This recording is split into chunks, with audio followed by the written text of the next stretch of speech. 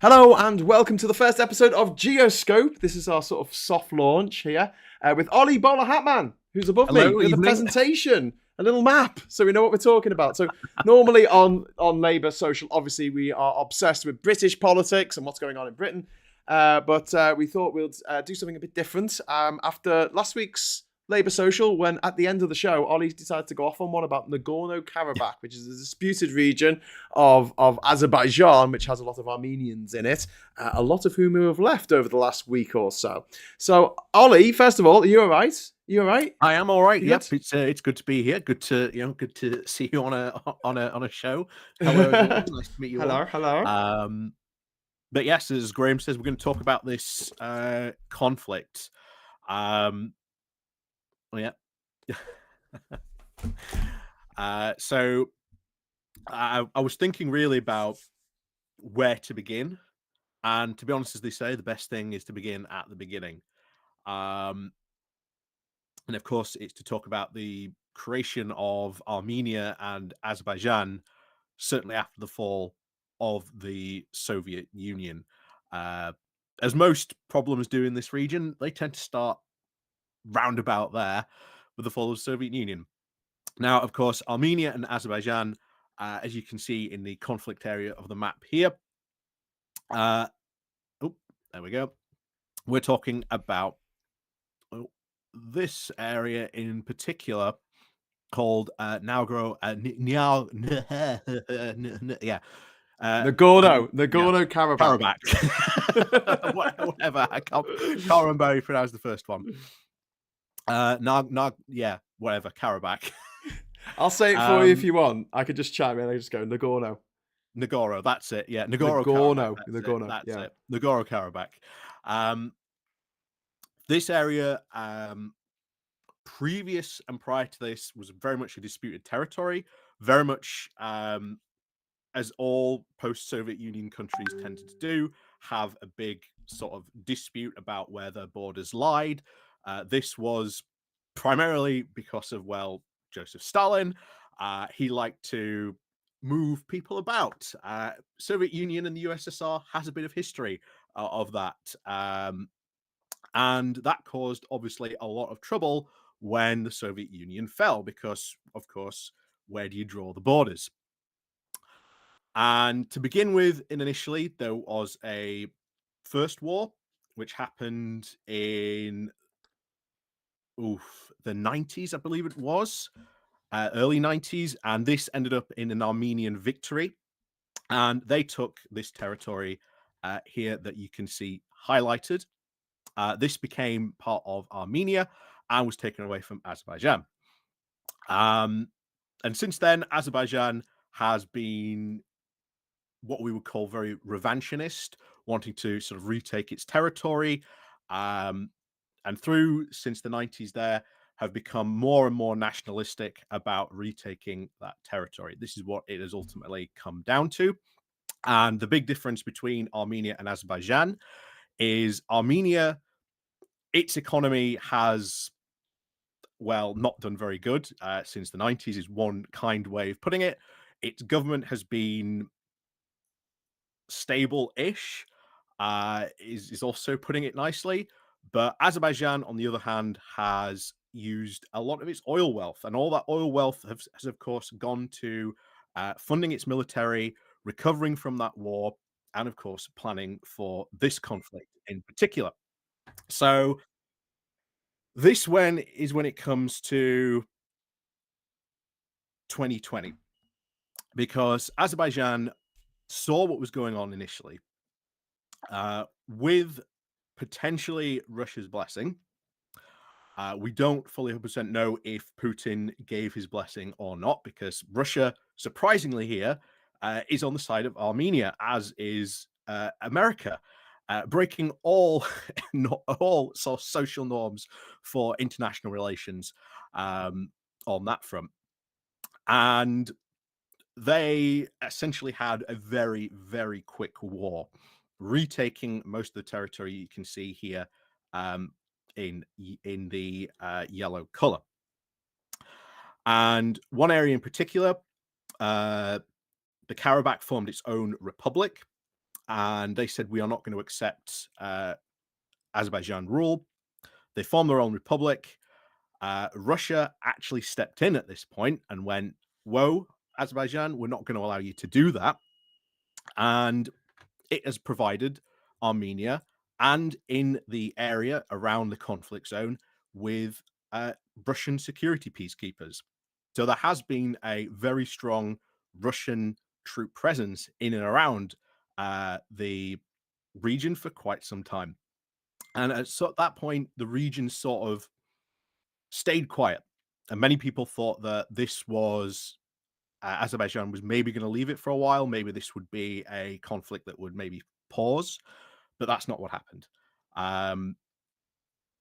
What essentially happened was Azerbaijan from about 2020 saw that Russia was in an increasingly weakened position with Ukraine and started to blockade the region. And it has effectively landlocked that entire region, starving it of food, medicine, supplies, you name it. There was even a corridor where Armenia was gaining access. This was meant to be controlled by the Russians. The Viking corridor. But they basically said, well, they've turned a blind eye is what they've done. And unfortunately, a lot of people have really, really suffered in this area because of that blockade. And it all came to a head a couple of weeks ago where Azerbaijan started launching missiles, saying that they were taking care of terrorist threats. This then turned into a military invasion, which did not last very, very long, which, to be honest, in terms of casualties, was probably a good thing, because it would not have ended very well for Armenia's favor. Part of the reason why they have never decided to retake the territory and have ceded territory that they did in the first place was because they know that they cannot win in a war against Azerbaijan. In 2020, Azerbaijan actually deployed the first use of drones in warfare and absolutely destroyed their army. Armenia has sort of tried to rebuild, but it is nowhere near on par, shall we say, to Azerbaijan. They know they would lose any form of conventional war. Them going into conflict is not an option for them, to be honest. And now this sort of invasion happened, again, to deal with what Azerbaijan was said were terrorists in the region. The government of that independent republic that it was at the time, although it was sort of part of Armenia,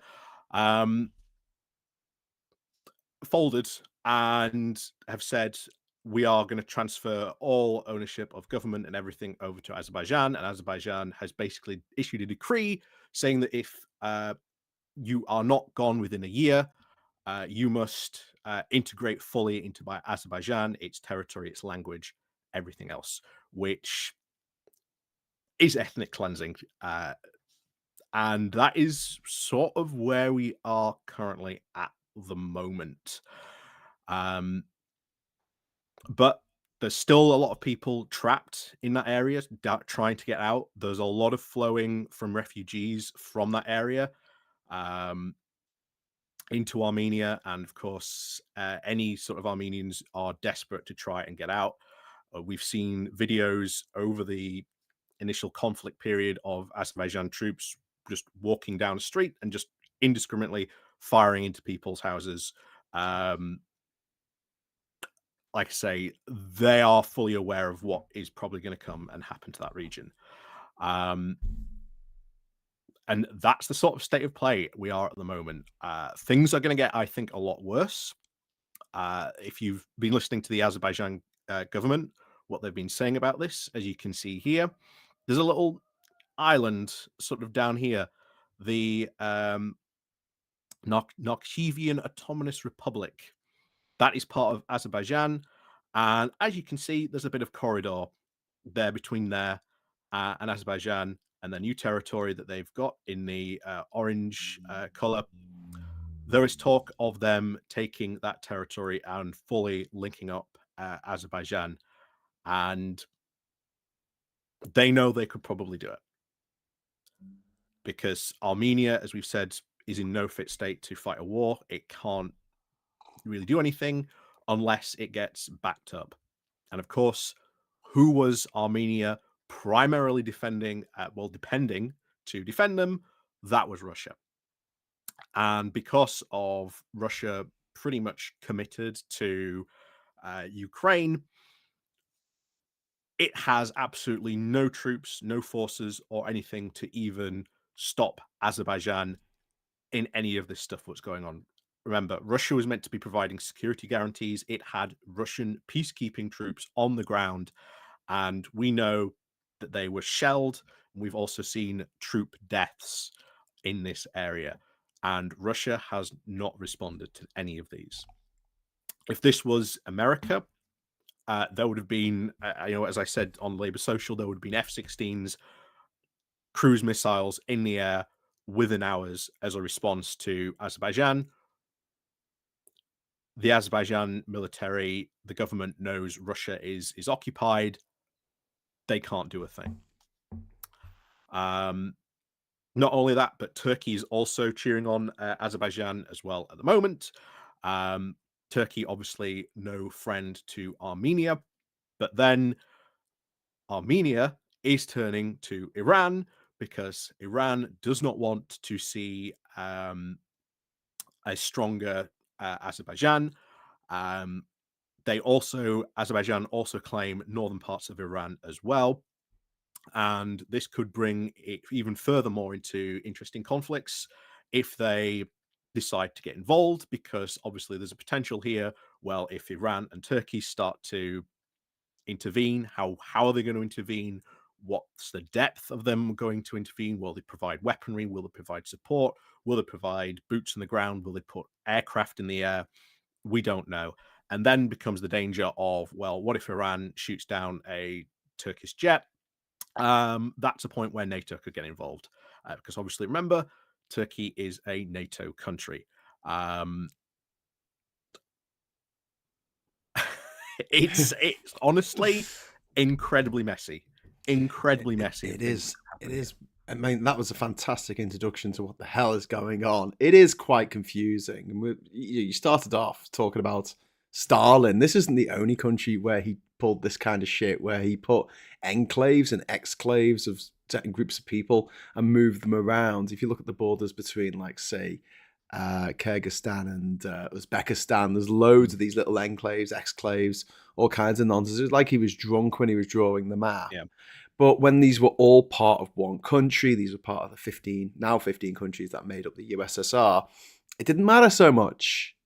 And as soon as they got independence, it massively did. There was a big war in the early 90s, which Armenia won against Azerbaijan, and Azerbaijan have been gunning to take back what's theirs. But the big underlying problem in all this is, factor, I should say, rather than problem, is that Armenia is a Christian country and Azerbaijan is a Muslim country. Yeah. And there are shrines and things that are sacred to the Armenian people that are in Azerbaijan, specifically in Nagorno-Karabakh, and they have lived there for centuries, and they're like, this is our home. I don't see why we have to move. But also at the same time, they don't want to live under the rule of Azerbaijan. They've been an autonomous state now for 30 years. And but it's just all collapsed in the last week.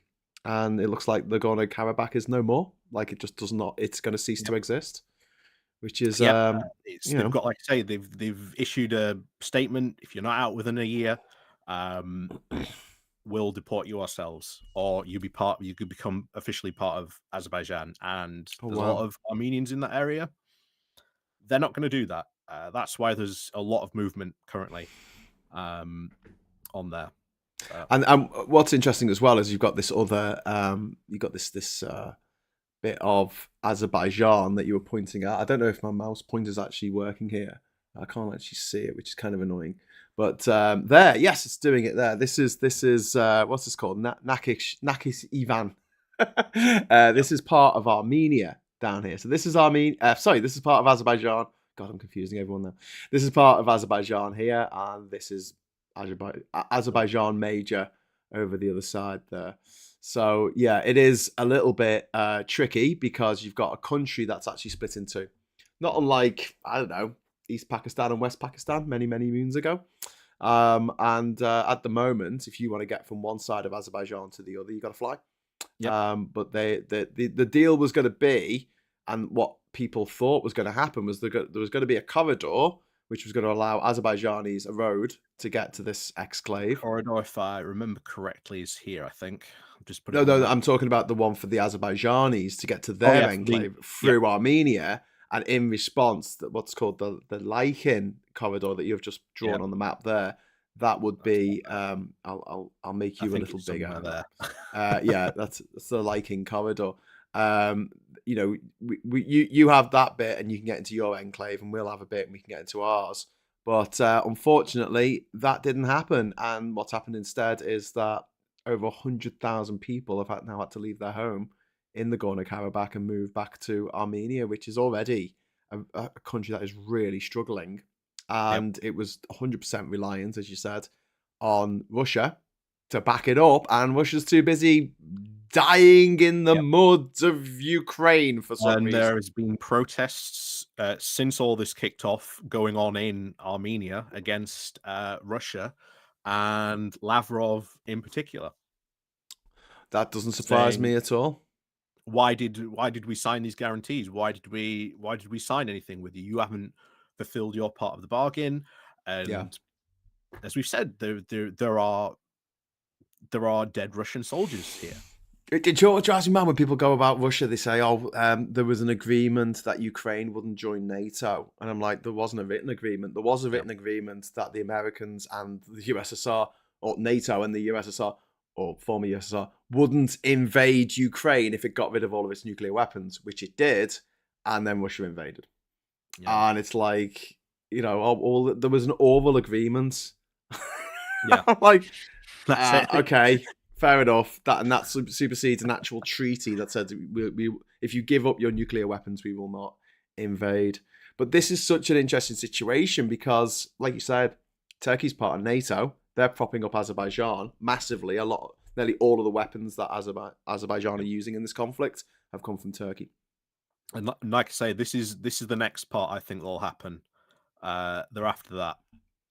So I think that's where the next border will be, so that they can sort of take this area next. Oh, you think they're going to take that entire that entire part? I think they're going to take that part. I might be wrong, but I think that might include the capital Yerevan, doesn't it? They're going to take and lock down that, and then they're going to take that because, like I say, that's part of Azerbaijan, and then that sort of locks in their territory. Jesus. No, it doesn't include the capital. Okay. So that's Sisian, Goris would go. A lot of monasteries. Oh my God, so many monasteries. So you reckon they're going to try and take that entire... Not yet. I think that they are going to consolidate their gains here. But I think give it a year, give it maybe 2 or 3, and then I think you'll see them make moves on this, because in 2020, Armenia completely folded. Like there was just nothing. There was nothing that Armenia could do to stop Azerbaijan in that war. They know even now there was nothing their military could do to stop this. Oh my God.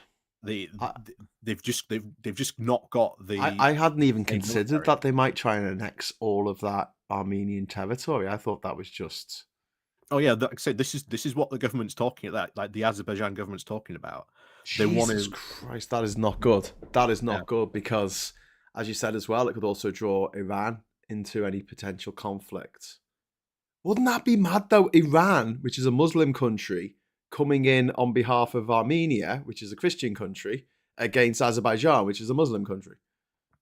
And it sort of gets even worse because, like I say, part of the reason Iran is not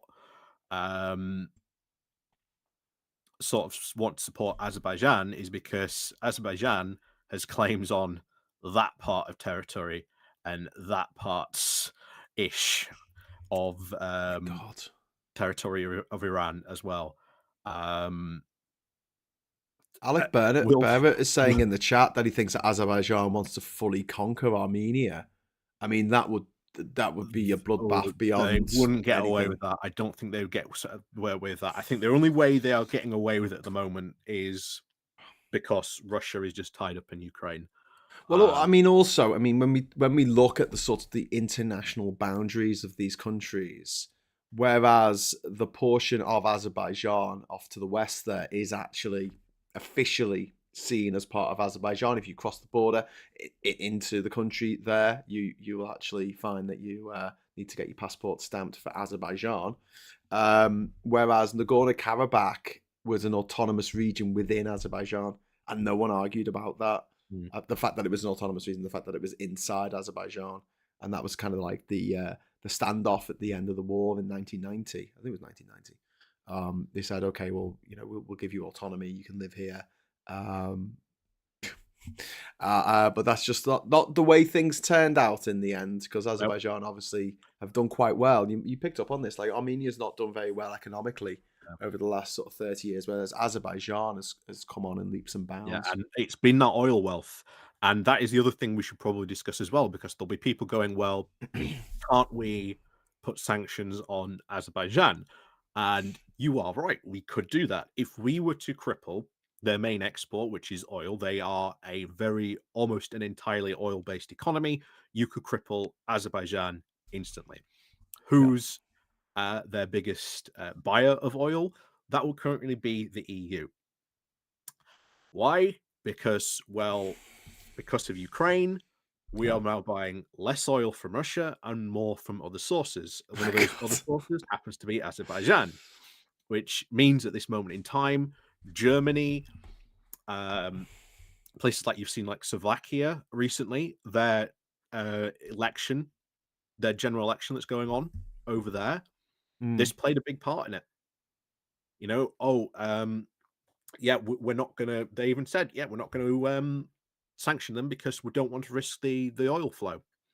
So currently, there's going to be no one's going to be in the mood to put any type of serious economic sanctions that are going to deter Azerbaijan from stepping down or stepping back from this. This is awful. Just a couple of things about Azerbaijan. First of all, I spent about a week, I think, in Azerbaijan. Really loved it. It was a beautiful country. I had a really good time there. Also, Armenia had the best kebabs I've ever had in my life. We're in Armenia, so any kebab hunters out there, get your ass into Armenia. But Azerbaijan, like you say, it's now done really well out of its oil. But for a long time, when it was part of the USSR, all that oil went off to Moscow, and they didn't really get much money for it. So at the beginning of the James Bond movie, The World Is Not Enough. It has these nodding donkeys, as they call them. Extract the oil out of the ground. That was filmed. That sequence, the intro sequence, that was filmed just outside of Baku, where they have hundreds of these. Well, they had hundreds of these things. I mean, taken away now, superseded by better technology. But big oil wealth. Country, and you look along the city of Baku is on the Caspian Sea, and you look along the sort of their version of the Bund or something. Now they've got these amazing like skyscrapers and things. It's like a mini Dubai. In the last few years, they've had a lot of money come in. Obviously, they've got Turkey on side, and it looks like that they had they've been waiting, biding their time. They saw that in 2020 when they went in. I think it was it September 2020 they went in, something like that, when everyone was still, in the midst of a pandemic, and that they took a large part of the southern part of Nagorno-Karabakh at that time. Yeah, and all that yellow territory. Is and occupied. The Russians actually, stopped them and said, "Oh, got to keep the peace, got to keep the peace." But like you say, Russia's got into Ukraine, and it's interesting, isn't it, how all these they do something. They drop a rock in the pond, and these are the ripples that happen. The rock being the invasion of Ukraine. It's other countries as well that have relied on Russian security guarantees that are now looking at this and going, "What if we have a security need? You're not going to come to our aid anymore." Yeah, it's true. And you've seen increased diplomatic missions from America, um, other NATO ambassadors going out to a lot of these other countries, going to have that very conversation with those countries, saying, "Hey, would you like to, maybe not join NATO, but if you do need security guarantees, we'll see what we can do." There's a lot of diplomatic back channels going on there. But So we'll but see but how things shape up in that. Turkey support a part of NATO. So if NATO approach Armenia, they're going to be like, what? Oh my God, this is yeah, it is just a mess, isn't it? Yep. It's an absolute Well, here's the mess. thing: Armenia can't join NATO because of, well, they've got an ongoing border conflict, which immediately disqualifies them With from joining Turkey. NATO. Sorry, Armenia. No, I mean with Oh yeah, Turkey as Turkey. well Yeah. as Azerbaijan. I Um, thought. yeah, well, that's to be honest, one of the big problems. Turkey is probably one of the biggest problems we actually have in NATO. Yes. Um, Well, they won't let Sweden join, will they? yeah, well, I think that might have been sorted out ish, but we'll Yeah. see what happens. It looks like they might be letting them join now. Ugh. But yeah, Turkey's been constantly one of the biggest problems Yeah. in NATO, purely because, of course, of the Turkey-Greek rivalry. Yeah. Um, I don't know if you've ever been to any of the islands out there. There are some islands which are just like, why are all these tanks here? It's like, Right. oh well, those are there just in case just in case the Turks come to take back this island, or the Greeks come to take back this island. Yeah. Yeah. Um, and actually, this is something that came up at the start of the Ukraine war, because obviously the Ukrainians use a lot of old Soviet technology. Two of the biggest countries that have a lot of old Soviet technology are Turkey and Greece. Mm, Um, mm. and they haven't given any of that stockpile over because, well, they're constantly looking at each other, looking, well, when can we have a go at each other? Um, Shit. yeah. Wow. Well, Uh, we've got some questions coming in the uh, chat. If we're going to wrap up soon, it's only a short show. We're not going to go for the full hour. But if you've got any questions, throw them into the chat. If you haven't explained anything to your satisfaction, let us know, and we'll try a bit better. And QA Library saying, what about Moldova? Moldova obviously is wanting to join NATO as well to protect it yeah, from Moldova can't Russia. join NATO either because of Transnistria. It's Yeah, also the which is reason a that stops Ukraine joining as well. Russian semi-autonomous region within Moldova, which makes things a little bit difficult. Again, this is all Stalin, isn't it? This is Yep. Stalin moving people around. 90 years ago has had the consequences echo through the ages. There's also someone that asked about somewhere else that's having problems. Oh, Kosovo. Which is something that we might discuss on the next episode. We might talk about what's happening between Yep. Serbia and Kosovo, which is in some ways a similar situation to this, in which there's a region, it's got some people in it, they identify as one thing, and the rest of the people identify as another thing, and they don't get on, and they want to be ruled by, not necessarily the country that's got the contiguous border around them.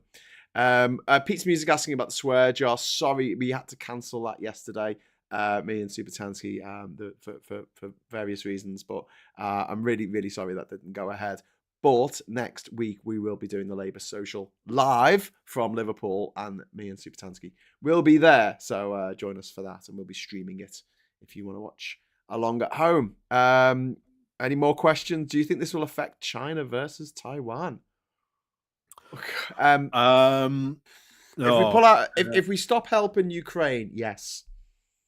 Yeah, Well, that's I more of think a it's more Ukrainian thing. what's going on in Ukraine is more helpful between that conflict than I think this conflict. This conflict is purely because of Russia, Yeah, um, and the fact that Russia is, well, it's falling on its sword in Ukraine, yeah. um, and Azerbaijan has seen the opportunity and it's taken it. Um, and like I say, I don't think they've stopped there. I think they're going to go after the rest of that territory, but I don't think they're going after it yet. I think they'll probably have a lull, and we'll see what happens. But That's one hell of a worry, because I mean, I imagine them trying to get to to that Yeah. western province there. I imagine them trying to get to that via a corridor. I didn't think they'd just basically annex the lower third of Armenia. Yep. That's really something else. That is But that is what they will. I think they'll do. wow, If you listen to the wow, government, you listen to what they're saying. They are saying, Azerbaijan should be whole, and that includes that territory in that corridor. wow, yeah. So And yeah, yeah, QA Libraries saying, this is Russia since 1917, duped and moved people around so they could control the empire, and now it's coming back to bite them. And it's 1990s issues are now being sorted out. I didn't really foresee, well, maybe as far as you're talking about with that annexation of the lower third of Armenia. But what I did think when, especially at the beginning of the conflict with Ukraine, was that Russia was getting its ass kicked, and I was quite amazed that places like Dagestan and Chechnya didn't go, right, here's our opportunity to break away from Russia, because they've been wanting to break away for a long yeah, time. But Chechnya in particular yeah, because but of Kadyrov. yes, who's Kadyrov, this absolute psycho who puts gay yeah, people in camps and kills them. as bizarre as it is to say, he's a uniting figure in God. Chechnya, as you were right, as United through crazy as he fear. is. United through fear. Yeah, as Yeah, crazy as he is, he has an iron grip on Chechnya, and unless something happens to him, yeah, nothing's gonna go yeah. there. Oh my Kazakhstan would God. be an interesting one Yeah, because prior to the Ukraine war, Putin supplied troops to prop up their government. And Putin, at the start of the Ukraine war, was quite annoyed that Kazakhstan did not, shall we say, reciprocate yeah. that that troops, because they were like, well, we don't want to supply troops because we're in a bit of a problem ourselves. So Kazakhstan could be another interesting thing if that happens. Belarus, particularly, as well. Um, These are all former USSR Soviet republics, aren't they? yeah, Which it's is um, it's all to do with, again, Ukraine and certainly the Wagner coup, because the Wagner Thunder Run to Moscow showed that there was absolutely nothing stopping them between them and Moscow. well, except for the stupidity of Pringles, Yeah. Prigozhin, which was, and also the fact that his kid's taken over, his young his boy, his son is taking over Wagner. Did you hear about that? Oh, yes. Yeah, that's weird. That's really weird. I'm surprised, to be honest. They're still continuing Wagner at all. Mm. Um, Well, I think they need them. I think that the Russian state is looking particularly weak at the moment, and a lot of these conflicts that they were kind of holding at oh yeah, well, bay this through proves it. fear are just all falling apart now. And Wagner's got huge influence in especially in northern Africa and a lot of Yeah, like countries. I Well, say, actually, no, all over Africa these days. this conflict proves it. I mean, Russia had security guarantees with Armenia, was meant to be stopping any further invasions from Azerbaijan. They were Yeah, meant to be also guaranteeing like the corridor that supplies would be getting through. They weren't doing that. You've yeah, had Azerbaijan shell Russian security peacekeeping missions, destroy ammo dumps that they were in charge of, kill Russian peacekeepers. yeah. The Russian Russian response has been nothing. peacekeepers have died, and no one's done anything about. Well, they haven't done anything about it. But yeah, I mean, Adrian's saying in the chat, mutual EU membership generally makes these seemingly zero-sum conflicts easier to manage with less bloodshed in the long term to make them positive sum, in case you've not noticed, which is true. But I mean, although Georgia would love to join the EU, Azerbaijan and Armenia, I just can't see that happening any time in the next few decades. I just really don't. But yeah, it would be interesting. I mean, I say interesting, horrifying. Horrifying. Is there a German word which means horrifyingly interesting? But that sort of, when you look at these things and you just sort of look at them in a mix of fascination and abject like terror. 'Cause that's how I'm feeling at the moment. And yeah, I mean, Yeah, I someone's mean, asked, get "Do you get think this ready is the for, end of Putin?" talking But about foreign policy, because this is the most this is what most of what foreign policy is. And, James cleverly, came along to the, Tory conference and basically bragged about going on to different trips, flying first class, and wasn't he a good boy visiting all these countries doing nothing? and he's in charge Hey, of our I'm the foreign king. policy. I'm the king of going to countries and doing nothing, mate. So steady on. James Cleverly, like the guy who proves that nominative determinism is a myth. Louise is saying Russia are directly responsible for the immigration problems because of the Wagner Group in Africa. And you're absolutely right. They did it in Syria as well, when they decided to just go after everyone in Syria, cause loads and loads of people to flee Homs and Aleppo and come through Europe and cause problems in Europe because people get more right wing the more people from other countries they see. Aid, who does the Aid Thompson, who does the Labour Social with us sometimes. He did a video today. It was brilliant. I was just talking about the Labour, the Tory Party conference, and he made this really good point where he said, "Yeah, we've got a choice. We can either wind down our, social services and our NHS to the point where old people die, or we can bring in people from other countries to work and pay taxes. We can't. It's basically that's the only options we have at the moment because there's so many older people in the country and just not enough money to look after them all to the standard that they should be looked after, unless we allow a lot of people to come into our country. And I think about what Germany did in the height of the Syrian refugee crisis, which was allow 1 million refugees to come into Germany, and it did their economy. Great guns. It was a fantastic idea, but then, I think they might have a slightly different outlook on us than us. I mean, owing to the end of World War II. They're a lot better than it. Like I say, the conference ain't over yet, but I'm sure you and Phil will have a talk about that. Yeah, absolutely.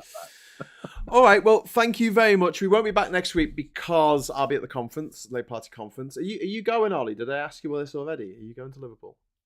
Yes, but I can't make it, unfortunately. No. Shit. Not this year. But maybe next year when we'll be in power. Yes, that'd be good.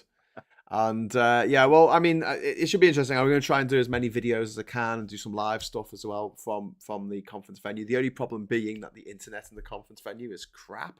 I know this because I was there last year. We'll try and find some ways around that. Pete's Music says, good show. Makes for an interesting change from the Tory carnage here. Well, indeed. And Duke Vengeance saying, meanwhile, at the Tory conference, why are the bananas not straight?